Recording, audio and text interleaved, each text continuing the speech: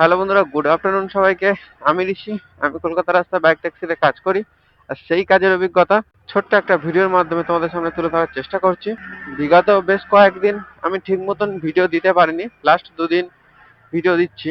আসলে কিছু সমস্যার মধ্যে দিয়ে যাচ্ছিলাম এবং কিছু পার্সোনাল কাজও ছিল যেগুলো মিটিয়ে, যার জন্য আমি কাজেও বেরোতে পারছিলাম না ঠিকঠাক, তাই ভিডিও দিতেও পারছিলাম না ঠিকঠাক। তো যাই হোক, নতুন একটা দিন, নতুন একটা ভিডিও নিয়ে চলে এসেছি আবার। অলরেডি আমি বাড়ি থেকে একটা উবেরে বুকিং অ্যাকসেপ্ট করে নিয়েছি। কাস্টমারের পিক আপ লোকেশন ওই 1 কিলোমিটার মতন ছিল, আর ড্রপ লোকেশন আছে 16 কি 17 কিলোমিটার এরকমই হবে। কাস্টমারকে পিক আপ করার পরেই দেখতে পাবো। যাই হোক, আগে কাস্টমারকে পিক আপ করি, তারপরে তোমাদের সাথে কথা বলছি। হ্যাঁ, ওটিপি কি আছে? 2724 লেক টাউন মে জানা है ना। তো বন্ধুরা, আজকের দিনে প্রথম বুকিং কাস্টমারকে বসিয়ে নিয়েছি। আর ঘড়ির কাঁটায় এখন সময় বলছে 3টে 20। তো যাই হোক, তোমাদের সাথে যেটা বলছিলাম, তো অনেকদিন পরে কাজে বেরালাম।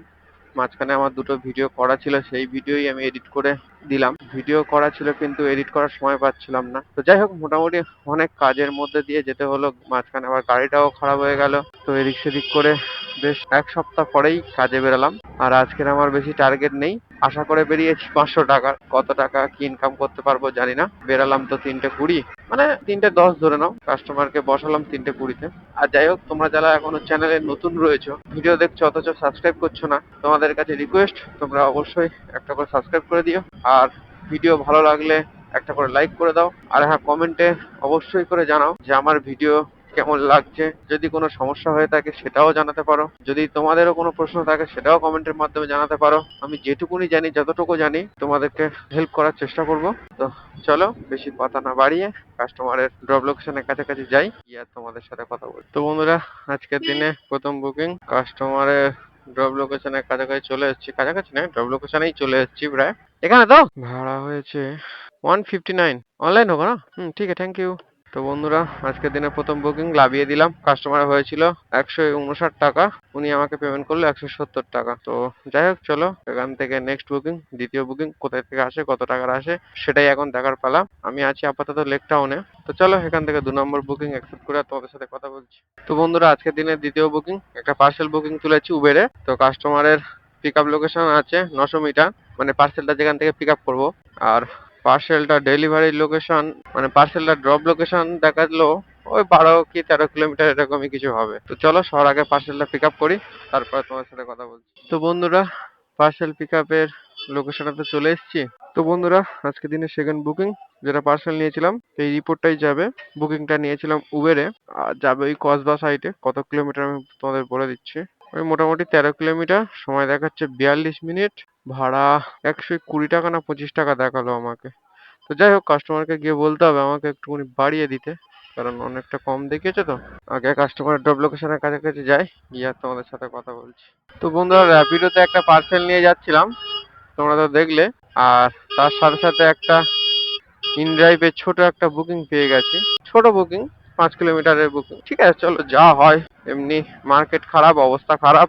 তোমরা অনেকে এমন আছো যারা আমার ভিডিও দেখো, তোমরা বাইক ট্যাক্সি বুক করো। তো তোমরা হয়তো এইসব দেখে অনেকে অনেক রকম মন্তব্য বা কমেন্ট করো আমার ভিডিওতে, যে এগুলো করা ঠিক না, এগুলো করা অন্যায়, বা ভাড়া বেশি চাওয়া অন্যায়। যারা এসব বলো না, তাদেরকে শুধু একটা কথাই বলবো, যে দিনের পর দিন তেলের দাম তো বেড়েই চলেছে। তেলের দামের কথা ছেড়েই দিলাম, গাড়ি, যে কোনো গাড়ি, বাইক বলো, স্কুটি বলো, আর 4 চাকা বলো, একটা 1 বছর যখন এরকম রাস্তায় চলে না, পার ডে 100 কিলোমিটার, 120 30 কিলোমিটার যদি চলে, সে গাড়ির অবস্থাটা কতটা ভালো হবে যারা গাড়ি চালায় তারাই জানে। কেন আমরা ভাড়া কম দিলে চেল্লামিল্লি করি বা যেতে চায় না, এটাই তার কারণ। তো যাই হোক, ইনড্রাইভে যে বুকিংটা নিয়েছিলাম, মানে আজকে দিনে 3 নম্বর বুকিং, পিক আপ লোকেশনে তো চলে এসেছি। এখন একটু ফোন করে ওনাকে বসাই, বসিয়ে তোমাদের সাথে দেখাচ্ছি। A few inches later. ঠিক আছে না? আজকে দিনে 3 নম্বর বুকিং, মানে পার্সেলের সাথে যে বুকিংটা পেয়েছিলাম ইনড্রাইভে, সেটাই। তো অনেকটা সময় লেগে গেল কাস্টমারের আসতে। উনি অনেকক্ষণ ধরে আমাকে দাঁড় করিয়ে লাগলো। যারা গাড়ি বুকিং করছে তারা কি জানে না যে কোন টাইমে আসবে, বা তারা কি ফোনে দেখতে পাচ্ছে না? হ্যাঁ, 1 মিনিট 2 মিনিট হয় ঠিক আছে, 10 মিনিট 5 মিনিট 7 মিনিট এগুলো অনেকটা বেশি সময় আমাদের জন্য। তো যাই হোক, কিছু তো করার নেই। তো আমি তো ভাবছিলাম এবার আমি চলেই যাব, কারণ যেহেতু আমার কাছে একটা পার্সেল রয়েছে, আমি কতক্ষণ ওয়েট করবো। তো অবশেষে উনি প্রায় 8 9 মিনিটের পরে এলো। তো ওনাকে বসিয়ে নিয়েছি, ওনার ড্রপ লোকেশন দেখালো 5.1 কিলোমিটার, সময় দেখাচ্ছে ওই 13 থেকে 15 মিনিট মতন, আর ভাড়া দেখিয়েছে 59। আর এটা ইন ড্রাইভের বুকিং বলে ভাড়াটা আগে বলে দিতে পারলাম। এবার যদি লাভার পরে বাড়িয়ে দেয় সেটা আলাদা ব্যাপার। তো যাই হোক, চলো আগে কাস্টমারের ড্রপ লোকেশনে যাই। আর আজকের দিন এটা আমার 3 নম্বর বুকিং, মানে 2 নম্বর বুকিং এর সাথেই 3 নম্বর বুকিং পেয়ে গেছি। কাস্টমারের ড্রপ লোকেশনে গিয়ে তোমাদের সাথে কথা বলছি। A few moments later. Online होगा 59 हुआ। ठीक है, थैंक यू। তো হ্যালো বন্ধুরা, আজকের দিনে 3 নম্বর বুকিং, যেটা পার্সেলের সাথে ম্যান পিক আপ পেয়েছিলাম, ওটাকে লাভিয়ে দিলাম। ওনার হয়েছিল 59, উনি আমাকে 60 পেমেন্ট করলো, মানে 60 টাকা।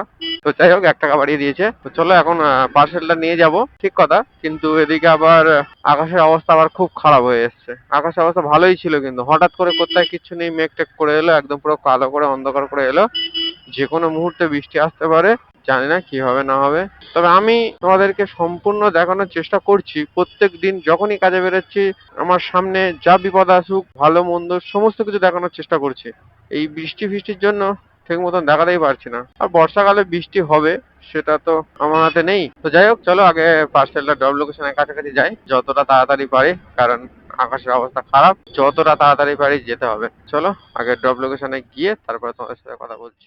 তো হ্যালো বন্ধুরা, আজকের দিনে যেটা দ্বিতীয় বুকিং পার্সেল নিয়ে আসছিলাম, কাস্টমারের ডব লোকেশনের কাছে প্রায় চলে এসেছি। আর সামনে থেকে রোদ্দুরটা এমন বিচ্ছিরি ভাবে পড়েছে না, কিছুই দেখা যাচ্ছে না। একটু দেরি হলো, একটু না, মোটামুটি 20 মিনিট 25 মিনিট লেট হয়ে গেছে। তার কারণ মাঝখানে একটা ভাড়াও নিলাম না, আর বৃষ্টির জন্য। তো চলো লোকেশনে তো চলে এসেছি, এখন কাস্টমারকে ফোন করি। তো বন্ধুরা, উবেরে যে পার্সেলটা নিয়ে আসছিলাম, কাস্টমারের হয়েছিল 92, উনি 92 পেমেন্ট করলো।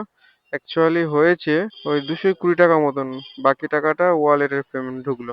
তো যাই হোক, উবেরের ওয়ালেটে টাকা ঢুকলে আমার কোনো অসুবিধা নেই, কিন্তু র্যাপিডের ওয়ালেটে টাকা ঢুকলে আমার ভাই মাথা ফাতা ঠিক থাকে না। যাই হোক, এখান থেকে 4 নম্বর বুকিং, নেক্সট বুকিং কোথায় থেকে আসে, কত টাকার আসে, সেটাই এখন দেখার পালা। 4 নম্বর বুকিংটা নিয়ে আর তোমাদের সাথে কথা বলছি। তো হ্যালো বন্ধুরা, আজকের দিনে 4 নম্বর বুকিং র্যাপিডোতে অ্যাকসেপ্ট করে নিয়েছি। কাস্টমারের পিক আপ লোকেশন আছে 700 মিটার, ড্রপ লোকেশন 9.1 কি 2 এমন কিছু হবে। ভাড়া কত টাকা দেখিয়েছে এক্স্যাক্টলি বলতে পারবো না ঠিক এখন, না লাগানোর পরে। তো চলো আগে কাস্টমারকে পিক আপ করি, তারপরে ড্রপ করি, তারপরেই ভাড়া বলতে পারবো। তো সবার ফার্স্টে এখন কাস্টমারকে পিক আপ করি, তারপরে তোমাদের সাথে কথা বলছি। 2293 হয়েছে। তো বন্ধুরা, আজকের দিনে 4 নম্বর বুকিং, কাস্টমারকে বসিয়ে নিয়েছি। কাস্টমারের ড্রপ লোকেশন আছে 9.1 কিলোমিটার, সময় দেখাচ্ছে 33 মিনিট। তো চলো আগে কাস্টমার ড্রপ লোকেশনের কাছে যাই, গিয়ে তোমাদের সাথে কথা বলছি। A few moments later. Online হবে 103 না। তো বন্ধুরা, কাস্টমারের হয়েছিল 103 টাকা, উনি আমাকে পেমেন্ট করলো, 103 টাকাই পেমেন্ট করেছে। এটা ছিল আজকের দিনে আমার 4 নম্বর বুকিং। চলো আর একটা কি দুটো বুকিং নিয়ে বাড়ি চলে যাব। তো আমি এখন আছি বেহালার দিকে, বেহালা ঠিক নয়, টালিগঞ্জের দিকে। সেখান থেকে নেক্সট বুকিং 5 নম্বর বুকিং, 5 নম্বর বুকিংটা নিই, তারপরে তোমাদের সাথে কথা বলছি। 2 hours later. তো হ্যালো বন্ধুরা, গুড ইভিনিং সবাইকে। অনেকক্ষণ পরে 5 নম্বর বুকিংটা অবশেষে পেয়ে গেলাম। 5 নম্বর বুকিংটা নিয়েছি র্যাপিডোতে, আর এখন সময় হয়ে গেছে 7টা 3। 4 নম্বর বুকিং লাগানোর পরে অনেকটা সময় ওয়েট করতে হলো, বা অনেকটা সময় বসেছিলাম। তো 4 নম্বর বুকিংটা যেখানে লাগিয়েছিলাম সেখান থেকে একটু দূরে সরে এসেছিলাম। 30 মিনিট 40 মিনিট কাছে বসার পরে 5 নম্বর বুকিংটা পেলাম। ভাড়া বাজছিল, কিন্তু আমি বাড়ির দিকে যাবো বলে আর ভাড়া নিচ্ছিলাম না। তো অবশেষে ঠিকঠাক ভাড়া একটা পেলাম বাড়ির দিকে। কাস্টমারের পিক আপ লোকেশন ওই 800 মিটার দেখিয়েছিল, আর ড্রপ লোকেশনটা তো আমি দেখিনি অতটা। ভাড়া 42-45 টাকা এরকমই কিছু দেখিয়েছে। তো চলো আগে কাস্টমারকে পিক আপ করি, তারপরে কতটা ড্রপ লোকেশন আছে সেটা দেখতে পাবো। ওটিপি কি আছে? 976। তো বন্ধুরা, আজকের দিনে 5 নম্বর বুকিং, কাস্টমারের ড্রপ লোকেশন আছে 3.8 কিলোমিটার, সময় দেখাচ্ছে 17 মিনিট। তো এই 5 নম্বর বুকিংটাই আমার শেষ বুকিং। কাস্টমারকে লাগানোর পরেই আমি বাড়ি চলে যাব। তো চলো আগে কাস্টমার ড্রপ লোকেশনে যাই, গিয়ে কাস্টমারকে লাগাই, তারপরে কত টাকা কি হলো না হলো সবকিছু ডিটেলসে বলছি তোমাদেরকে। 47 হয়েছে। অনলাইন হবে তো?